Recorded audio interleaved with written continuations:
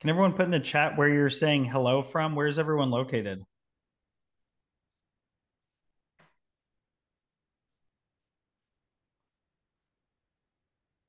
Ohio, nice. Oh, Myrtle Beach, really nice. Myrtle Beach, I am in Newport Beach, California. We are literally the same place on opposite sides of the country. Yeah, yeah, I've you been guys told even thought that. about I that. was talking to Debbie Boone about that. She's in Myrtle Beach, and she was like, it's literally exactly where you live on the perfectly other side of the country. So, Perfectly other side. I never yeah. thought about that. Girl, me. It would not be a vet med webinar without dogs barking. My wife's working from home today. She went upstairs and she said, "Do you want me to bring the dogs and cat?" I said, "No, it's part of the vet med webinar to have Oh barking." yeah, it is. It absolutely is. It wouldn't be a webinar without it. Well, I mean, I guess May made a good introduction. My clock just hit 1 o'clock here East Coast time, Adam. So, I think it's time to get this party started. Let's do it. Perfect. So, hello, everybody, those that are joining live and those that are going to be watching this a little bit later today. My name is Megan Sturgill, and I'm the VP of Operations with Vertical Vet. And I am so pleased to be on here today with Adam Greenbaum of Whisker Cloud. We are really excited to present this webinar, and it was something that we've been talking about for a couple months here, and it's really this idea of how do you go or how is your website really a reflection of your practice? From clicks to clear, does your online presence reflect the quality of care that you have in your practice? This topic comes up all of the time within our vertical vet community. I know Adam and his team at Whisker Cloud hear it all the time as well. So we really wanted to just dive into it and get your questions answered. So Adam comes to us from Whisker Cloud. He's the founder. And Whisker Cloud really came about. He has two Boston Terriers and an orange tabby. And it came about because he was at the time living in Denver and just couldn't find a vet, couldn't find the practice that he needed to bring his pets to. And so he kind of got into this space. And from that came Whisker Cloud. So I want to give the floor to Adam. Before we do so, please put any questions that you have in the webinar chat. We will go through those at the end of today's webinar. And if you're like me and you have any questions that pop up at 2 a.m., we'll make sure that we have contact information for you that you can email those questions to us after the fact so that we can get those answered for you as well. So without further ado, I'm very excited to introduce Adam. The floor is all yours, sir. Thank you, Megan. Hey, everyone. Yeah, as Megan said, I'm Adam Greenbaum. I'm the founder of Whisker Cloud. And true story, I had moved to Denver and I was looking for a new vet, single guy with two dogs at the time.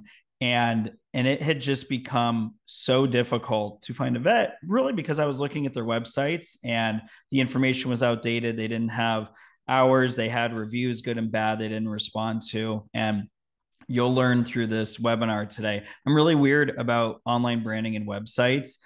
For instance, if my wife finds a restaurant she really wants to go to and they don't have a good website, I assume they don't wash their hands while they're cooking for us. So that's kind of how I am about websites. And yeah, Whisker Cloud I started building it in 2015, launched it in 2016. Now we support over 2,000 veterinary clinics nationwide. And I think probably the coolest thing we've done at Whisker Cloud is we were named one of the top 30 agencies in the United States. We are the only company on that entire list that works with veterinarians. So, I mean, we had the company that does the website for the NBA. We had a lot of e-commerce companies. So, when you think about design and brand, you think about products, you think about shoes, you think about the NBA, you think about NASCAR, you don't think about veterinarians. That was always something really important to me because, as weird as this seems, if I'm going to a vet and I'm spending what I spend on my dogs, I want to feel that they're a thing. They're not just like, oh, yeah, they're the building down the street that just says veterinary hospital. They're a real business, a real brand. Very important to me. So, talk through some basics today. I also have some stats that I kind of sprinkled in here just to make sure everyone's got the information they need. And like I said, if you have any questions, let me know and put it in the chat and I'll be sure to answer them. So let's talk through this. Number one, it takes a person less than 2/10 of a second to form an opinion about your brand when they visit your website. That's a true story. And it's no different than how we're hard coded as humans, right? You see a picture of food, instantly your brain goes, that looks good or that looks bad. See an attractive person. I'm attracted to them. I'm not attracted to them. This is how life works. It's no different online. But what's interesting is you think about the load time of our websites, which is, typically under 3 seconds. And it's your brain, before the website's even fully loaded, your brain has made the decision on this looks like a brand I like, or this looks like a brand I don't like. So, I mean, really think about that. This is truly the first impression is that important. So, what are we talking about today? Defining your brand identity, building and bringing your brand to life, expanding your brand beyond your website, managing your brand and reputation, and then a little bit about the company that I've been building for going on 10 years and still obsessing about to this day. So, what's a brand, right? There's an identity, but what does all that mean? Because right when I think about a brand, I think about Nike, a single swoosh. I know what that is. I think about Coca-Cola. You see that font, it doesn't even have to be on a Coke can or bottle. You know it's Coca-Cola. So I think about those things a lot. But obviously your name, your logo, your colors, the aesthetic of your digital presence and physical presence, super important. But it's not just that. It's what does your brand make people feel? It's your values, your mission, and what you're giving to your customers. So, what you do in the clinic, and I hear this a lot, it's like you'll have a bad website or you'll have an older building with this vet who's been there for 30 years. Everyone loves and trusts them, 4.9 review. That's great, right? But at some point, those legacy customers go, and you always have to have a pipeline of new customers. Now, I've heard it since COVID ended. We don't want more customers. We can't handle more customers. And there's not a real successful brand on earth that thinks that way. But even when you are full, this brand is not just always for, hey, we need to go get new customers. I mean, you're also keeping your current customers engaged. As you evolve, they'll evolve with you. They'll get new pets. They'll want more technology. And as we'll talk about in this, they're going to start getting marketed to by bigger brands, and you'll need to be ready for that. So, think about it. Like if I just search for you one time online, what do I see? And then, okay, I'm looking for a vet. I just moved to Myrtle Beach, South Carolina, and I want a new vet. And I'm going to search best vet near me, best vet in Myrtle Beach, best vet for dermatology because my dogs have skin issues because they're Boston Terriers. I'm going to be given 8 to 10 options. And then I'm going to look at reviews. And then from that, I'm going to narrow it down to like 3 or 4. And then I'm going to go look at the websites. So, I mean, I would ask yourselves as you're watching this, how do we stack up? How do we actually stack up? Not how we think we stack up, but how do we stack up in the market from an independent pet parent? And then, once they are sold on whatever they saw on our reviews and they come to our website and they look at our social media, then can we replicate that when they call us, right? So it's like, we care about you. We treat your family. We offer compassionate care. And then I call, and what happens? Thank you for calling. Is this an emergency or can I put you on hold? And then it's hold for 3 minutes. That is not how you build a brand. And that doesn't match the information you're putting on your website or your reviews. So I think this goes beyond just like, does our website look pretty? So brands, as we're going to talk about them today, you heard me talk about like Apple, Nike, yada, yada. Brands, they're here and they're coming on strong and they've got a lot of money behind them. So Bonvet, right? I can't tell you how many people email us at Whisker Cloud and say, can you make us look like Bonvet's website? Now, I happen to know the team that built Bonvet's website. They have about $500,000 in photos, videos, and artwork created for that website. Now, I am telling you, you can have a website that looks just like this. You don't need 500,000, but I will say to build the brand they've built, it either takes money or it takes dedication. Now you can do it without that money, I promise you, but it does take dedication. So, we've got the Bond Vets, we have the Modern Animals, right? They understand what their brand is. They use a lot of technology. They have an easy to use website. They have their own app. They show up to the conferences and they're giving out free tattoos. Has anyone here gotten a tattoo from Modern Animal? Put in the chat if you have, or if you've waited in line for one. I know Carly Wilson's definitely waited in line for a tattoo from Modern Animal, and I know she's here. So let's talk about building your brand, right? Because this is a brand that we built at Whisker Cloud for a clinic in Australia who's been working with us almost since day one. And we've gone through 3 or 4 different brand builds with the team over there. And I mean, it's about what are your goals for your business? What is your message? What is your vision? What are your values? What is the image you're portraying online, right? You can tell a lot about a clinic. What do we say, right? 2/10 of a second. You all saw this slide and you saw these screenshots of their social media and their website. And in 2/10 of a second, you formed an opinion about them, whether you outwardly believe that or not, or whether you realized it or not. You built an opinion in your head about my vet, and that's what they do. And it's subtle, right? It's custom fonts, it's the wagging tails in their logos, it's the heart with the owner of the clinic and a patient. It's all these little things. And if you're a Lakers fan like me, the colors stand out to you too. But it could be anything. It could be the fonts, it could be colors, it could be the imagery. But the fact of the matter is, you saw that, you felt it.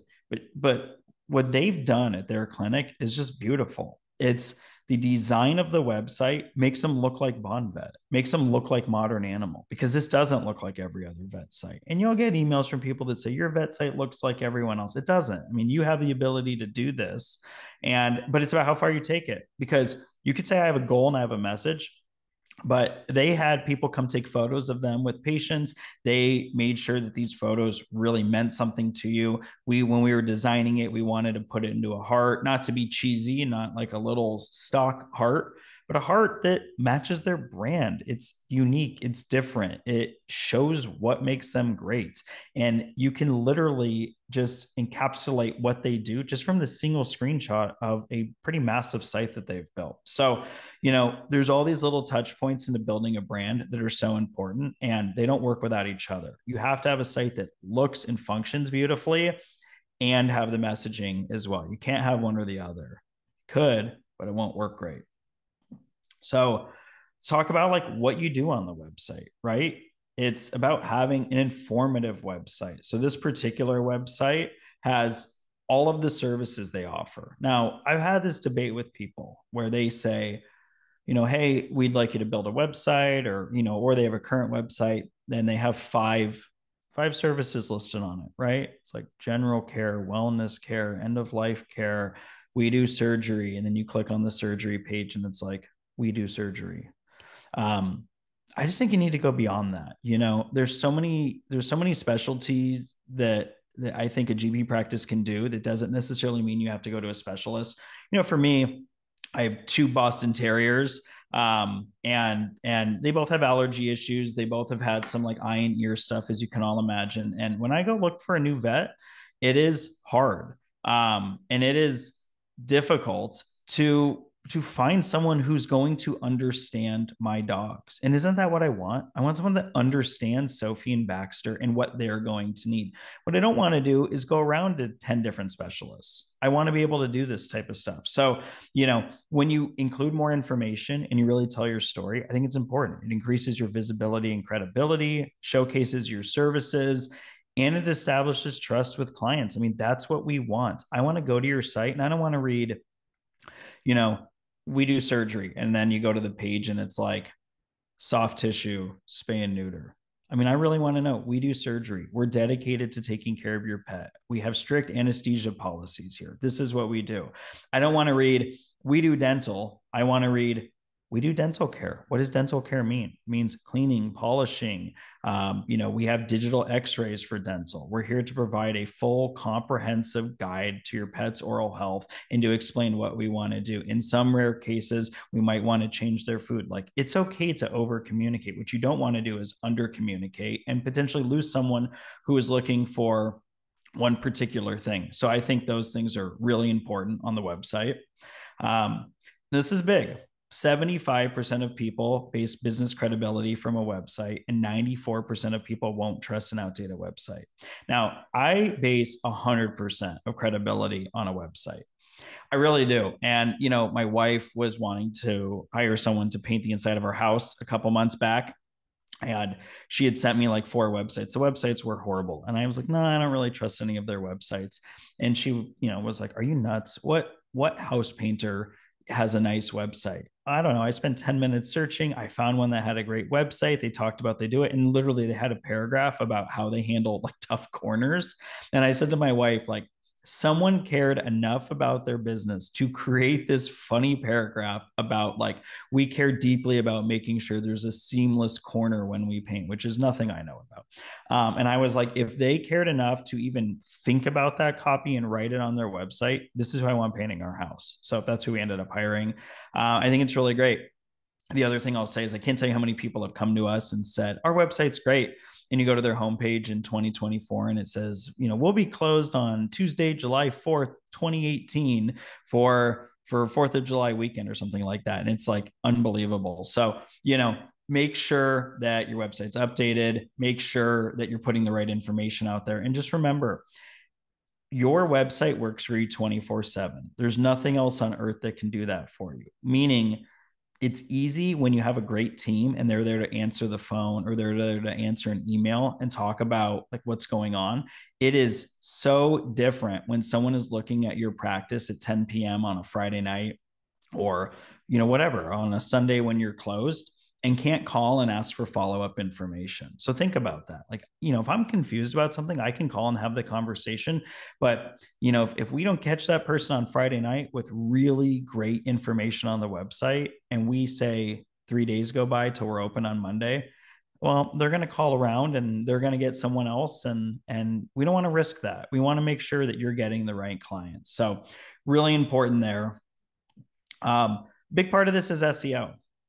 Now, SEO is this freaky thing that a lot of people like to sound more scary than it is. And I've been told at times I simplify it, but in reality, SEO is part about what you do on the website, right? That's a big sliver of it. We have to have a technically sound website. We have to use what's called header tags. We have to have meta titles and descriptions. We have to put alt tags on images. There's a lot of technical stuff.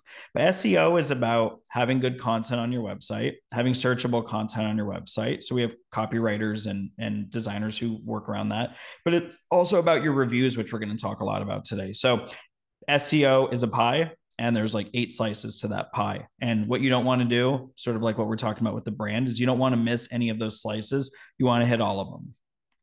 So again, we're going to kind of talk about different things. When I go to a website, and we're going to talk about restaurants because I love restaurants. And right before I started Whisker Cloud, I was like, well, I had 2 things. And one, I went to Denver. I could not find a vet clinic. I'm looking at these sites. They're outdated. They're old. They're ugly. No hours. Same thing. I was like, where am I going to eat? Where's going to be my go-to spots? And, same thing. The only difference why I started Whisker Cloud versus like a restaurant website company is just because my dogs are the most important thing to me. But when someone comes to your site, and we're talking about this in particular at this point in the webinar for a reason. We're talking about brand, we're talking about SEO, we're talking about all the ways to get people to your website. But again, if those things don't match what happens when I get there, that's a problem. If it's not easy to request or book an appointment, if it's not easy to find out where to shop online, if it's not easy to find your phone number or your email or see your logo, which matches what I was seeing on Google, all of these touch points are so important. They tie your brand together, they bring your colors and fonts in. They tell me, we care so much about you. We're not going to hide to make an appointment. The button's going to be right there. It's going to be really easy. I can't tell you, in the post-COVID world where you find a restaurant and you can't find their hours, or you can't find their menu on their website, or you can't find where to make a reservation, or, how to order takeout, things like that. I mean, it's really frustrating. And I can tell you where I live in Southern California, a lot of my favorite restaurants close because they miss this type of stuff. So look, I know we're really protective of our schedules. I know we're really protective of our teams. And at times it's like, just call us, you'll figure it out. But even if it is just call you, and that's okay if that's how you want it, you should still make it easy for them to figure out how to call you and when to call you and what they need to do and what they need to understand. So what I love about what we have on the screen here is this is above the fold. Above the fold, I do not have to scroll. I have your phone number and email. I have 2 ways to make an appointment. I have a picture that like touches me because you've got a puppy with a person that clearly loves that dog. I see your full menu. I see your logo. I see that they were certified great place to work. I don't have to scroll. to have access to anything I could possibly need from your clinic online. That is really powerful stuff. So we just talked about those appointment buttons, right? 70% of small businesses miss calls to action, meaning they don't put calls to action. So that's what I'm saying. Whether you want more reviews, what the best way to get more reviews is to ask.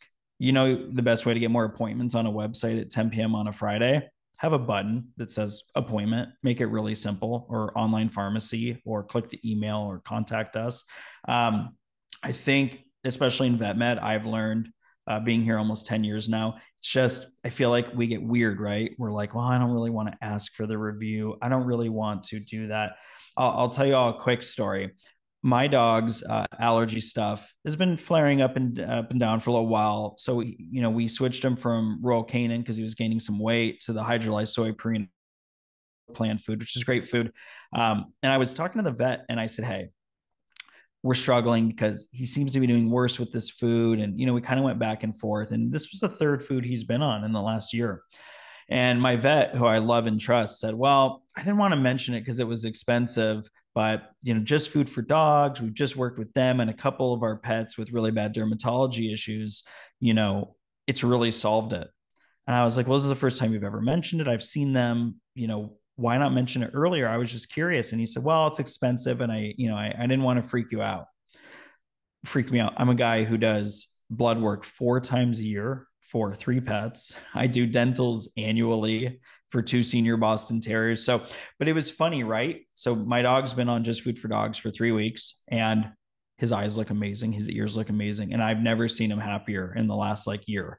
And again, that was just a call to action from the vet to say, go get this food. So, and I'm happy he's happy. He had in his head that I would be worried about the price or that others would be worried about the price. But in reality, it was a great thing for all of us. So calls to action when you're posting on social media, which we also have a team that does that. So important, right? It's one thing to post a photo of a puppy, said, look who's here for their, beginning of their wellness plan. We're so excited. It's another thing to say, look who's here for the beginning of their wellness care. Click here to learn more about what we offer. And when I click there should be something on that page that says, thinking of getting a new pet, or you just got a new pet, click here to get started and, put your pet on the healthy path they're supposed to be on. So calls to action. I know it seems tough to say, go book an appointment, go do that. But think about how many calls to action you get hit with every day as you're getting emails and things like that. So, and we've got calls to action and we've got content. Content is putting something up saying you're going to be out of office. Content is having blogs that showcase, how to help your pet overcome anxiety. Imagine, you all know better than I, but I know my dogs 14 and 12 still get weird going to the vet. Imagine my vet putting out content telling me how to make my neurotic Boston Terriers happier when I bring them in. That's like full circle, beautiful branding. And it's great for SEO because you'll have people in the area searching for that stuff. So, think about it. The effort you put into that, it's about the brand, it's about the look, it's about the website, but it's also about the content that we're putting out. So you have all that content. But if you're like me, you're going to go look up a brand on social media, partly to see what they're posting and partly to see, what type of information they want to put out and how it looks and how it functions and what links and what offers. So it's not just about, hey, stencil month, come in. It's not just about, here's this dog, we had a party. It's about taking Quinn's story from Animal Medical Center of Seattle and talking about a dog who had to have ER treatment from them and having awesome photos, but also having a blog on the website and connecting all those dots. So this is about showcasing your team's personality. It's about showcasing what you do. It's about offering discounts and deals. It could be about anything you want, but share, showcase, and drive people to your website. That is probably the thing that's missed most, is if you're putting in the effort for all of this, you drive people to your website. That is the hub. That is the hub where you can have an FAQs page that answers questions.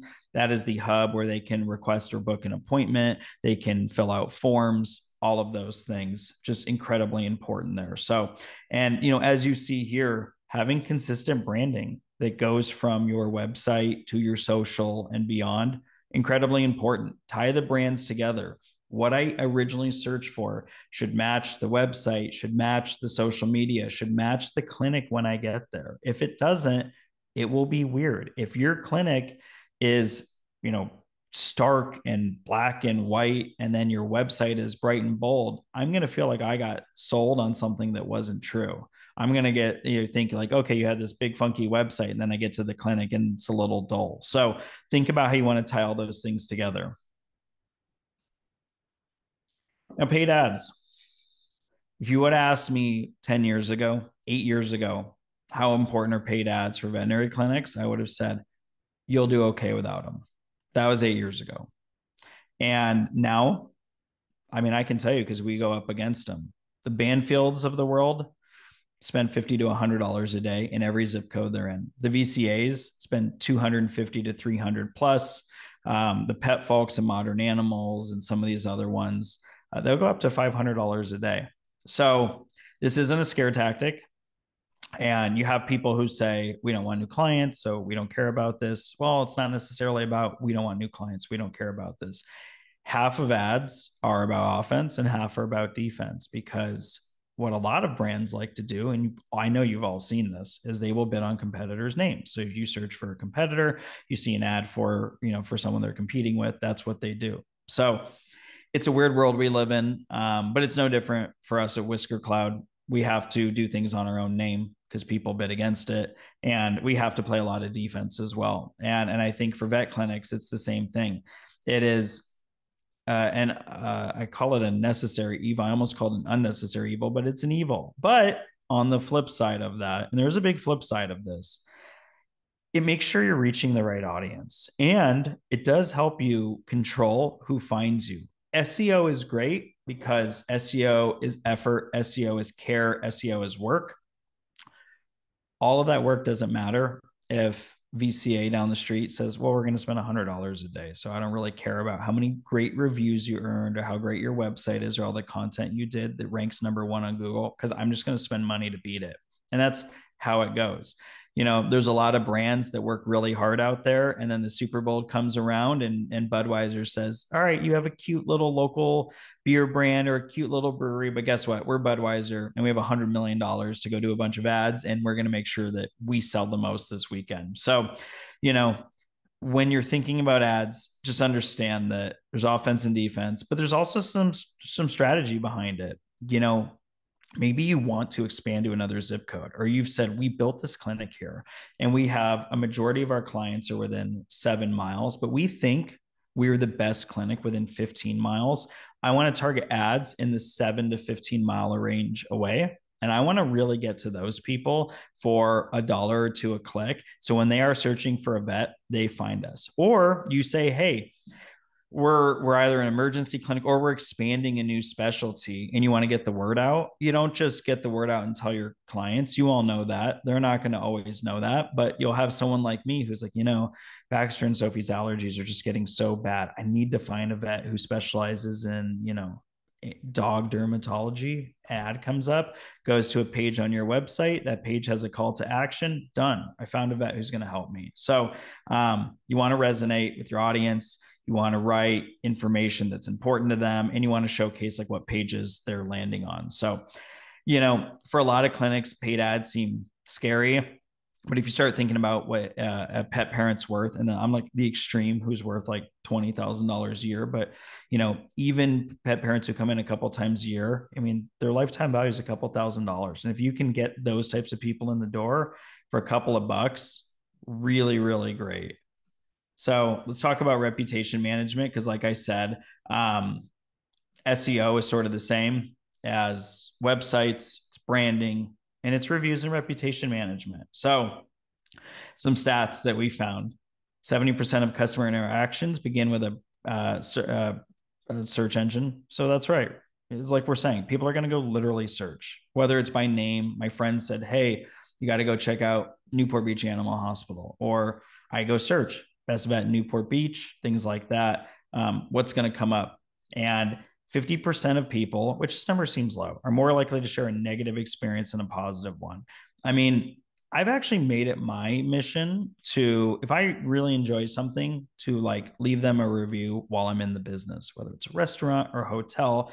What's funny is because of my time at Whisker Cloud and because of, I mean, we manage about 700 reviews a day, and I've seen just like the nastiness that has been posted towards veterinarians. It would take a lot for me to leave a bad review for any business because I know the damage it does. But I think we can all agree, you all of us, who are here or watching this can probably agree.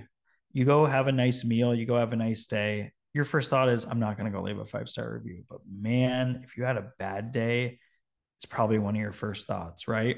Uber driver, you had a great Uber ride. You probably aren't like, yeah, let me race to give them 5 stars and a big tip. I hope you all do, but not everyone does. But man, they're late. They throw your bag in the back. You're giving a 1-star review pretty quickly. So, really important stuff there just to make sure that reviews and how you're responding to reviews are so important. 88% of people are more likely to overlook a negative review if the business responds adequately. So, I just spent some time with a friend named Michael Shirley, and I wanted to post this. Oh, it looks like it didn't come through. I had some graphics there, but long story short, he got a really bad negative review from someone that hadn't been there in 14 months. And his response was so great. It was just awesome. And it just did such a great job of illustrating like how much they care. And if I was reading that, I would say, you know what? I am positive who the problem was there, and it was not the vet clinic. And I think that's really great. And you can do a lot of damage control just by writing a thorough message. Even if the thorough message is, guess what? We did mess up. You have every right to be upset with us. We fully understand that. We get it. And we're owning that publicly. And please call us so we can make this right. There's nothing wrong with doing that. Does anyone here, in the chat who's watching this live, do any of you have a focus on replying to reviews, good and bad? Is that something that you think about daily? Is it something you think about weekly? I'm just curious if you want to put it in the chat. Danielle also shared a story that I'll share at the end that I really like. But yeah, I'm just curious to know if that's important for anyone else on this call. So, think about some of those things. I think those are really important. And we're going to talk about how to collect client feedback, right? That goes back to what I was saying about calls to action. If you want to have a survey, you can build that into your website and you can link to that. You can put it on your social media. You can send it out in emails after people come to see you. You can do all those things that could be built right into your website. What's great about that is we can actually build out like workflows. So if someone leaves a great review, it can say, great, click here to leave that same review on Google. And if they leave a bad review, you can say, great, click here to contact us. You can kind of play for yourself, which is nice. So obviously surveys are important. Look, I like doing it the way I just said because it kind of like adds a filter for the people who are like, oh yeah, I'm about to crush you. They think putting that thing on your website crushed you, and it didn't go directly to Google or TripAdvisor, Google reviews, things like that. But, reviews offer social proof. They help attract new customers. They help keep current customers happy, and they have a lot of SEO value. So, you've got the website, you've got third-party sites, and then you've got social media, right? Like people can leave reviews on Facebook, people can comment on your posts on Twitter and Instagram, and they can give you live feedback on if they're happy or not. So, make sure if you have those pages, you're either working with a company like us that has a team that manages it 24/7 for you and like reaches out if there's a bad review and helps with things like that. And then, obviously, if you're getting comments on social media, same thing. We do help with that. But even if you're not working with us, make sure that you're keeping an eye on that. Sarah said she checks Google reviews and responds about twice a month. I mean, hey, listen, that's more than a lot of clinics do it. But just keep in mind too, if you get something that's 3 days after the last time you checked and then it sits for a week or two, gives the person who left the review the opportunity to like fester and get more upset. They haven't heard back. It allows, them to go tell their friends, which we've had happen. Hey, go bomb this place for me because they haven't even responded to me. So Google reviews are an extremely heavy factor in local SEO. They really are. And it was funny because the guy who had the review in Tennessee that I was with last week, he was like, hey, our website ranks so high, but why don't we show up on Google Maps high? And it was crazy. They're in like a suburb of Nashville, and they have a 4.8 or 4.9 rating with 360 reviews. That's in the top 1% of clinics we work with. And they had multiple clinics around them with like 700 reviews in this small town. So, you might think, it's fine. Our rating's high. Google cares about the rating, but they also care about the number of reviews. They care about the number of recent reviews, which is why when you go to Google reviews, they allow you to look at recent. They want recent reviews. They want people who are dealing with you yesterday. So, keep that in mind, that getting more reviews, which by the way, those reviews can be added to your website as social proof. They can be turned into beautiful graphics and sent on social media with a call to action back to your website to leave more reviews. So I think a lot of those things are really important to think about, because building a strong online presence isn't about trends. It's about what you want to do, your quality of care, not modern animals, not bond vets, not my vet animal clinic, none of those things. It's about you and the people there. So, we have a vertical vet platinum member that we work with named Danya. She's a practice manager at Griffin Exotics, and she worked really hard with our team on website, works really hard with our team on like social and reviews. And again, I love what they do, because you would never think like that an exotic or avian vet clinic would have a brand, right? Why? But again, they have a brand. Their website showcases their mission, their logo, believe it or not, does the thing that no other vet clinics do. There's no paw print, there's no heart. They were them. I'm sure everyone knows this smiling person, big fan. So, you can showcase all of this awesome stuff and do it in a way that makes your brand stand out, that doesn't have to be over the top. It doesn't mean you have to have bright pink or bright purple. You get to do all these things, and you can be great with the logo. For me, I'm a minimalist. I think this logo is perfect. And I mean, even think about like the emotion looking at the logo gives you. The word exotics is italicized. It stands out. And like exotics are a little different. It's a little different than bringing in your cat and dog. And yet, like it just works on the logo very clean. So, there's a lot of great stuff you can do there. Now, they're obviously the only bird and exotic pet hospital in the greater Charlotte area, but guess what? They won't always be. And they're not only going to have the first and best practice, but they are going to be building that brand, which is so important. So, I started Whisker Cloud back in 2015, and it's expanded a lot over the years, and I think the best things I did early on were I didn't try to do this alone. It's just like a tech guy. I went and got people from vet med. So now we have literally dozens of people. We have vets, practice managers, RVTs, LVTs, CSRs, everyone on our staff. Now we speak vet, and we always have. I think the important things to me are like 24/7 access to your website performance. You don't want to call and ask people. You want to know. So we do these awesome dashboards. I mean, I look at the dashboards for whiskercloud.com 100 times a day. I want to know how many people are looking at it, if there's spikes, why there's spikes. Every time we push out a new blog or social post, we see a big spike. I want to know what posts are resonating. We've built a pretty massive support team. And support's number one to me. It's all I care about. In my life, my wife compares me to Larry David. We just have these like weird things that happen all the time. But I also know that in the post-COVID world, customer support just has fallen off.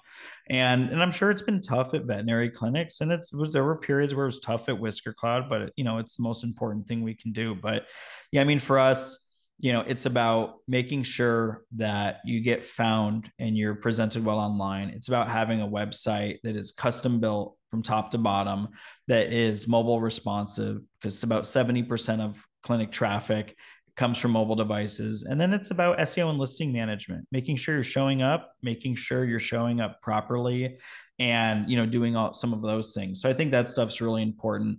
And it's like, I'm going to read you something that Danielle put in the chat. She said, like you, when I moved to a new city and state, I searched for local vet practice to update my dog's routine care. Love that, Danielle. I searched on my phone and I chose a practice that had a cute website that allowed me to book online, upload Hank's previous history, and submit my appointment deposit. And it was Whisker Cloud site. So, those are things important, right? It's a cute website. Love it. makes it easy to book an appointment, upload previous history. I mean, that's what we want for Hank. That's what we want for Sophie and Baxter and Nala, my three. Megan left there and said when she was searching for jobs a number of years ago, she'd applied to hospitals that had really decent websites. She figured if the practice was willing to invest in a positive, well-designed online presence, they'd be more likely to invest in their medical teams. I agree with that 1,000%.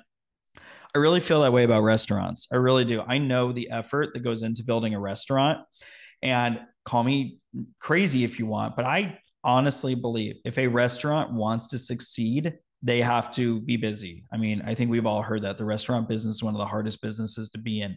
And to be busy, to make sure there's high quality food, to make sure you have a high quality staff, you have to be staffed basically, or you have to be booked like 95% the average throughout the week, is what's been told to me from friends who own restaurants. And you don't do that if you don't have if you don't have a good website, if you don't make it easy for people to make reservations or do takeout. So when I see a bad restaurant website, I assume, okay, bad website, not fully booked out. They're not fully booked out. They're probably like stretching their food a little bit further. They probably aren't keeping good staff, things like that. So, those are things that are really important to me. And yeah, I don't think it's just restaurants or vet clinics or dentist office. I literally think it's everything. And I hope you all walk away from this and you start looking at websites differently, because I mean, that's what we do.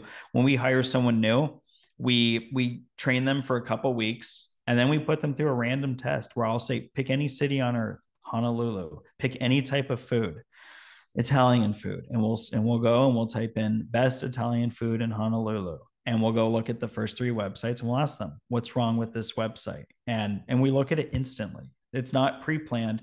We look at it instantly, and we should be able to look at a website and know what's good and what's bad. Okay, are there hours there?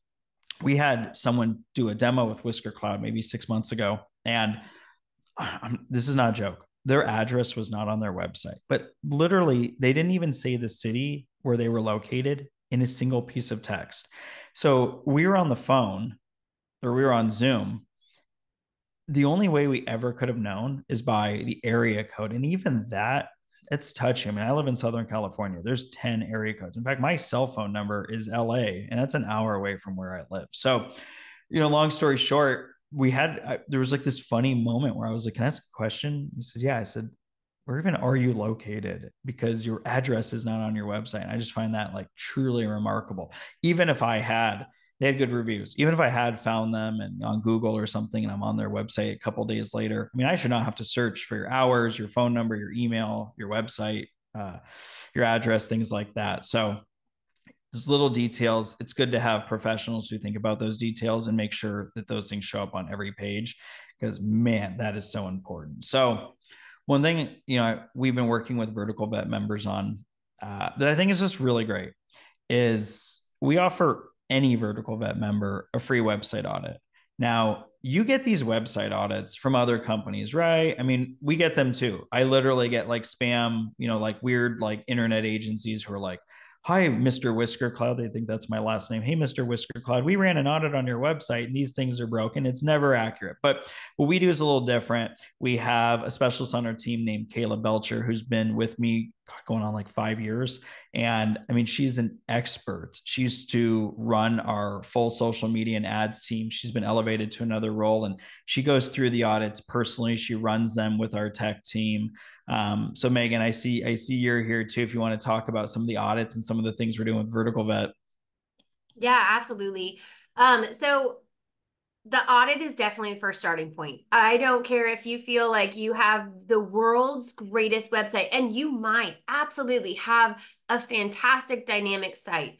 But the only way that we get better, the only way that our practices elevate to the next level, the only way that we're growing our practices is to make sure that we're keeping up on those things. So an audit is a great way to get started to make sure that you are hitting all of those boxes. And at the end of the day, it may bring you some information that will get you to think about if it's time to make some changes, if it's time to get with your current provider, or to look at another provider like Whisker Cloud.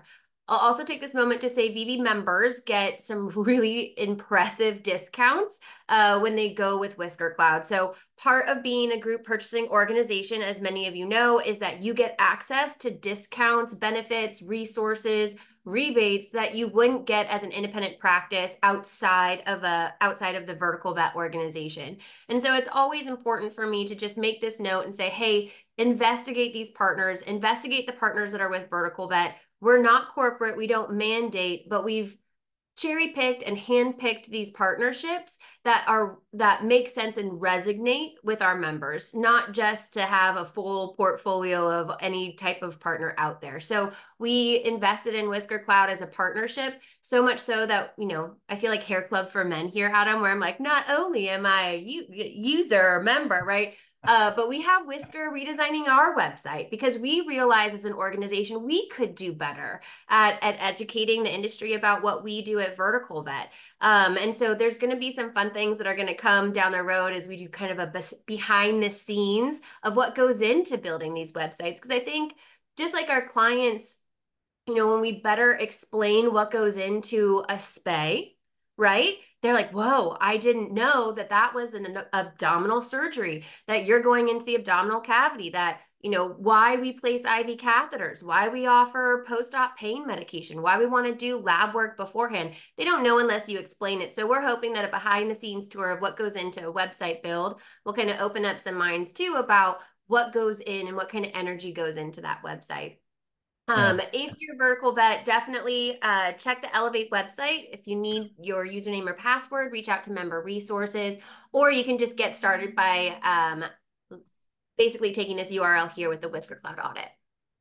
Love it. Yeah. And honestly, I've been working closely with the team on the new vertical website, and it's great. And the same audit that you're all feeling nervous about, like, what are they gonna say? I mean, Megan and the team did the audit with us, and I personally walked through the site and I said, well, what's this? What does this mean? What does this mean? And it's not a bad thing. I mean, we do it to ourselves all the time.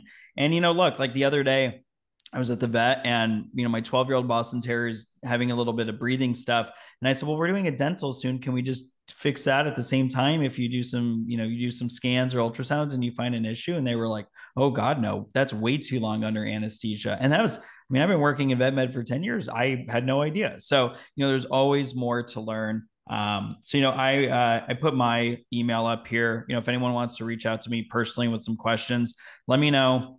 Let me know you're a vertical vet member. I'm happy to talk to anyone. I respond faster to vertical vet members. But if you have any questions, or you want any advice or anything, I'm not a salesman. This is free advice. Of course, that advice will probably include, and this website needs an overhaul. But no, today was great. I appreciate everyone checking in. Danielle, I love that story. So thanks for sharing that. That's really awesome. And yeah, Gwen, you're on the perfectly other side of the country. That's just like where I live. So shout out to Myrtle Beach, South Carolina, from what I've heard. But yeah, appreciate everyone who's watching this in the future or participating live, and I'm excited to meet you. Absolutely. Well, Adam, thank you so much for your time today and your expertise. I'm excited to kind of take this on the road to see what we can do to continue to educate vertical vet members in the greater industry, because there are definitely some changes that are going to be happening, or that are currently happening, generational changes on how we absorb information, how we make appointments, how we work with businesses. And I think practices that are ahead of that curve are going to set themselves up for better growth and really better practice setup. So I think there'll be some more that we'll do with you in the future and educating our members. But until then, thank you so much. And I really appreciate you setting this up for us. Perfect. Thank you all. Talk soon. Take care, everybody. Bye-bye.